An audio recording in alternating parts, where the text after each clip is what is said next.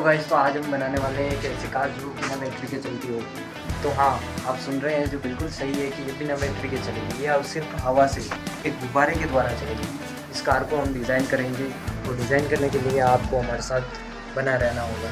तो सबसे पहले कल हमने ऐसी कार डिज़ाइन की, ये आप देख सकते हैं। कार तो क्या है, पर ये बनाया था मैंने।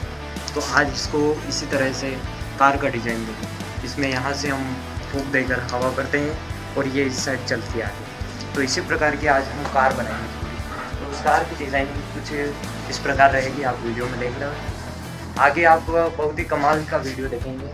आप हमारे साथ बने रहें, इस वीडियो को पूरा अंत तक जरूर देखें और हमारे चैनल को लाइक सब्सक्राइब करें। चलिए वीडियो की शुरुआत करते हैं। हेलो गाइस, तो चलो हम ढक्कन लेके आते हैं बोतल में।